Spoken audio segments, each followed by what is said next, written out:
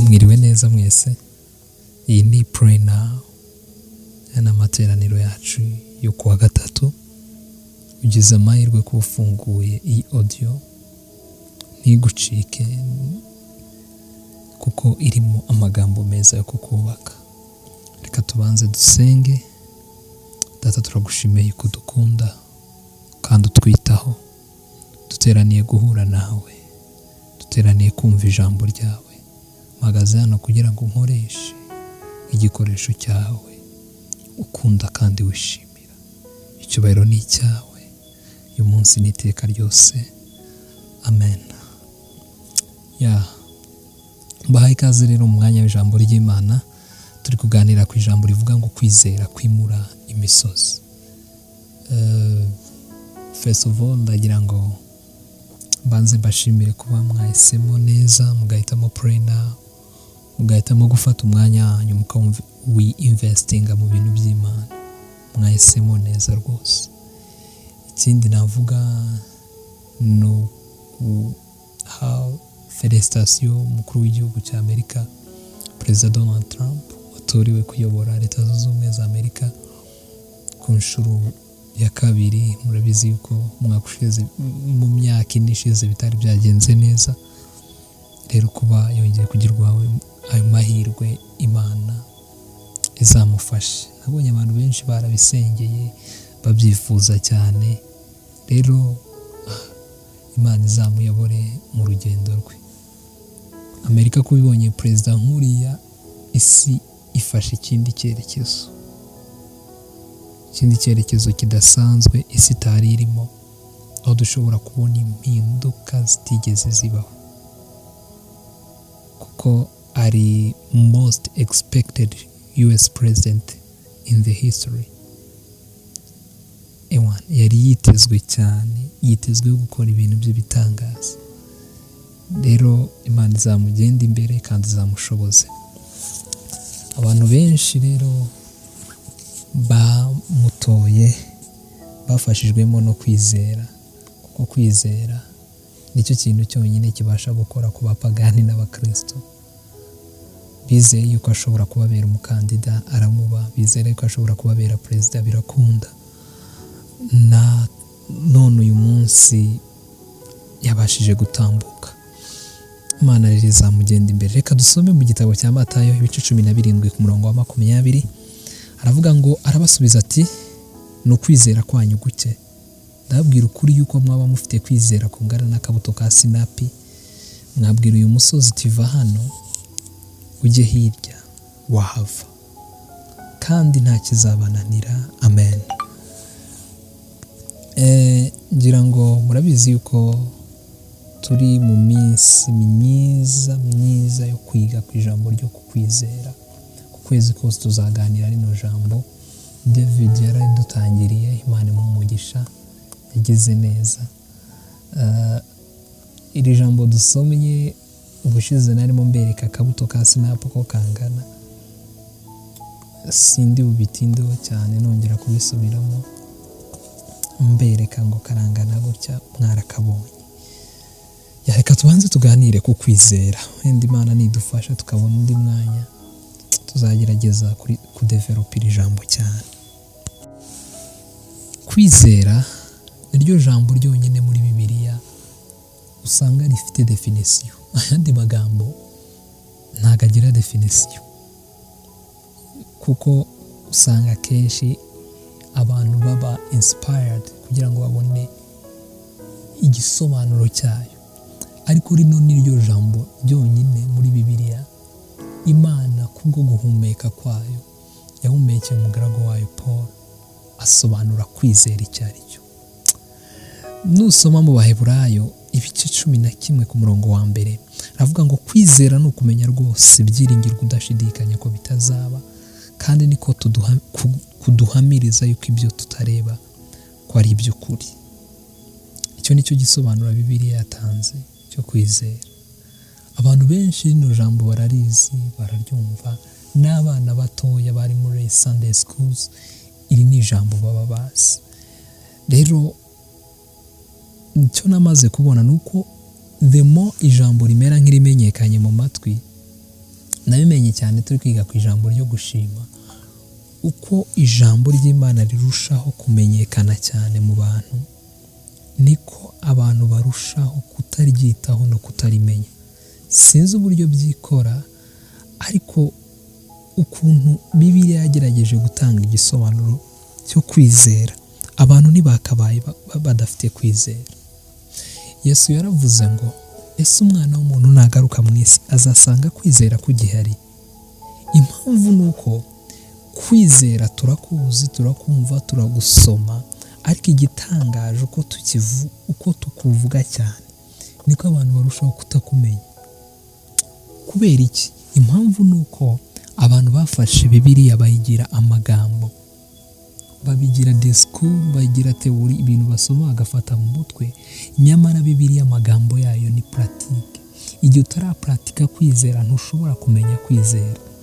Turimo turatanga iyi topic tuyiganiraho na David, narimo mwibutsa schedule y'umwaka dufite, mubwira uku kwezi tuzaganira ku iri jambo, n'ukundi tuzaganira ibi, ndi kumwibutsa gahunda. Arambwira ngo Oscar, ese why not tutafata gahunda yo gushyiraho ikintu dushobora kwizerera kikaremeka? Ntituragishyiraho, ariko mu by'ukuri kwizera ntigushobora kuba kwizera iyo udafite ikintu uri kugupuratikaho. Without practice nta kwizera. Kwizera ni ijambo riri practique, ntago ari amagambo gusa. Niyo mpamvu Bibiliya yagerageje gutanga igisobanuro cyaryo kugira ngo tutaryibeshyaho, ahubwo iteka tuzajye turikora. Mu magambo yanjye rero mvuganya, ntabwo kwizera ari ukubivuga, ahubwo kwizera ni igikorwa cyo kumenya neza ikintu hanyuma ukakiringira bigendeye ku makuru ugifiteho. Kwizera ni igikorwa cyo kumenya neza ikintu hanyuma ukakiringira ugendeye ku makuru ufite. Igihe cyose utaramenya ikintu neza ukavuga ngo uracyizeye, ntabwo icyo kintu uba ukizeye, kuko faith without knowledge ntabwo bikunda. Ntabwo umuntu yizera ikintu atazi. Impamvu abantu basobanukiwe kwizera nabi nuko bafata ibintu just bumva icyifuzo cye, agafata ibintu yumva ashaka, akarema sene icyo kintu gishobora gushobokeramo, yarangiza akavuga ngo ndabyizeye ko bizaba, ariko akalakinga the information.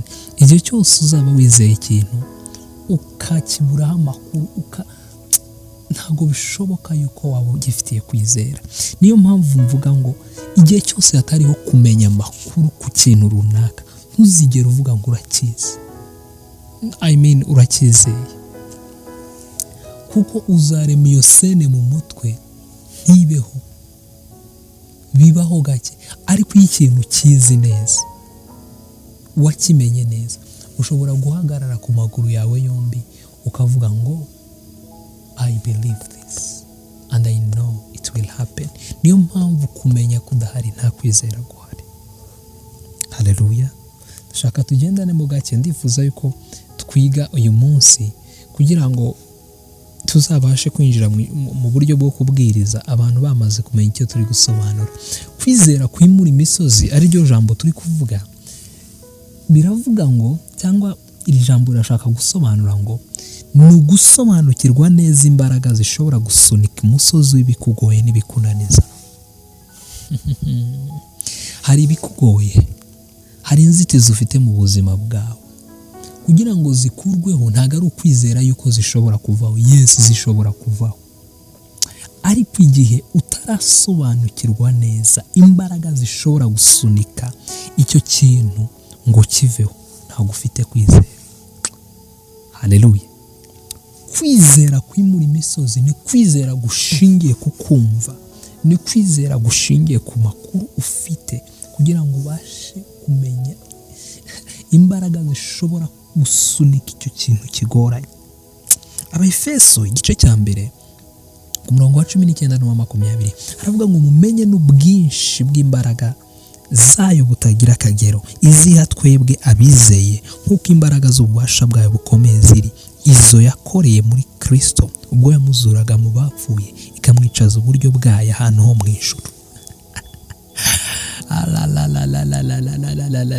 Kumenya ubwinshi bw'imbaraga z'Imana bikreya muri wowe icyo nita kwizera. Kumenya imbaraga zishobora gusolvinga ikibazo cyawe niko kwizera. Kuko kwizera no kumenya, utaramenya ntufite kwizera. Haleluya. Mu gitabo cy'Abaroma ibice 10:17 aravuga ngo dore kwizera guheshwa no kumva, no kumva kukazanwa n'ijambo rya Kristo. Ibi bintu byose ndi kubabwira no kumenya. Iyo ufite kumenya muri wowe, iyo ufite kumva muri wowe, ubuhamagaye kwizera. Iyo umaze kugira amakuru kuki, ubuhamagaye kwizera. Kwizera kwawe kungana n'amakuru wamenye, ndetse kwizera kugira uburyo gupimwa. Niyo mpamvu abantu bajya bavuga ngo runaka agira kwizera guke. Nta kwizera kugira ibipimo. Umuntu arakureba akavuga ngo nta kwizera ugira. Na Yesu niyo mpamvu yavuze ngo kwizera kwanyu ni guto, ni kunangana byibuze n'akabuto ka sinapi. Impamvu ituma kwizera kwacu gushobora gupima nuko abantu badafite amakuru angana. Kwizera kuriyongera cyangwa kukagabanuka. Niyo mpamvu abigishwa ba Yesu Kristo bamubwiye ngo twongerere kwizera. Abigishwa ba Yesu Kristo bari abahanga, bamusabye bimwe mu bintu bibiri by'ingenzi. Rimwe baramusabye ngo twigishe gusenga. Babikopeye ku bigishwa ba Yohana, kuko Yohana yari yarigishije abigishwa be gusenga. Yesu abigisha gusenga. Ariko iki kintu cyo kwizera ni kimwe mu bintu bamusabye batakigiriyeho inama, batakigishijeho inama. Hari n'ibindi bagiye bamusaba babiri, ariko ntago bari babigiyeho inama. Umwe azicare, Yohana na Yakobo, ngo umwe azicare iburyo n'ibumoso. Ariko bimwe mu bintu bagiyeho inama, baramusabye ngo twongerere kwizera, twigishe gusenga. Bamusaba kubongerera kwizera. Haleluya. Nuko bari bazi yuko biri mu kintu babuze. Niyo mpamvu Bibiliya ivuga ngo bakundwa, ubwo nagiraga umwete wo kubandikira iby'agakiza dusangiye, niyumvisemo ko mpaswe kubahugura kugira ngo mushishikarire kurwanira ibyo kwizera, abera bahawe rimwe bakazageza iteka ryose. Ibyo biri muri Yuda igice cya 1:3. Kwizera turakurwanira, kwizera turakurinda. Kwizera no gusobanukirwa imbaraga ze. Soza, reka njye muri context y'iri jambo twasomye muri Matayo ibice 17:20. Ndagira ngo nkwibutse yuko iri jambo Yesu yarivuze ubwo yari yagiye gusenga n'abigishwa be. Agarutse asanga yari yajyanye na Petero na Yakobo na Yohana. Agarutse asanga abandi 9 bananiwe kwirukanamo umuntu, umwana wari utewe n'abadayimoni. Yesu, papa w'umwana amubonye, aramubwira ati, Yesu, abigishwa bawe nabahaye kuko bino bintu byabananiye. Ndagira ngo mbibutse yuko Yesu yari yarabahaye imbaraga zirukanamo abadayimoni mu bantu. Ngira ngo murabyibuka ubwo bagendaga bakabipuratika, akababwira ngo nabonye Satani ngo asa nk'umurabyo. Murabyibuka? Hano ho bari baramaze guhabwa izo mbaraga. Yesu Kristo yifuza ko hari ikindi kintu basobanukirwa. Asanga bananiwe kwirukana dayimoni mu muntu. Araza arabikora, abigishwa se ugomba kubafasha. Arangije kwirukana dayimoni mu muntu, bagira amatsiko baramubaza ngo, Yesu, how did you do that? Nibwo kubabwira ngo rino jambo twasomye, arababwira ngo mufite kwizera guke cyane. Mufite kwizera guke cyane. niyo mpamvu ndi kubabwira ngo mugire kwizera kungana, byibuze at least mugire kwizera kungana n'akabuto ka sinapi. Uko kwizera niko kumuvinga mountain. Iri jambo icyo rishaka gusobanura nsoza, rirasobanura ko Yesu yarimo abwira abigishwa be ko byibuze basobanukirwa just gato ku mbaraga z'Imana. Haleluya. Basobanukirwa gato ku mbaraga z'Imana, bakareba ibitangaza biba mu buzima bwabo. Les fruits prétrèches de vorias. Gusobanukirwa gato ku mbaraga z'Imana, gusobanukirwa gato ku mbaraga z'Imana nibyo bita kwizera. Iri jambo rirakubwira ngo uyu munsi soza,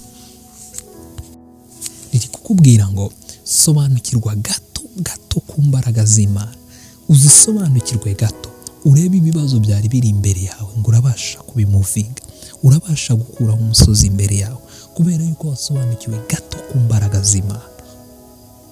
Haleluya. Sobanukirwaho gato ku mbaraga z'Imana. Mu Befeso hatubwiye ngo mumenye ubwinshi bw'imbaraga z'Imana, ngo izo mbaraga Imana yazikoreshejeho gato izura Yesu Kristo mu bapfu. Sema haleluya. Izo mbaraga ziri muri wowe, izo mbaraga ziri muri wowe, izo mbaraga ziri muri wowe. Yesu arazigereranya n'akabuto ka sinapi ngo zisobanukirwe ubashe gukuraho umusozi. Ijambo ry'Imana ridufashe kandi ijambo ry'Imana rituganze uyu munsi n'iteka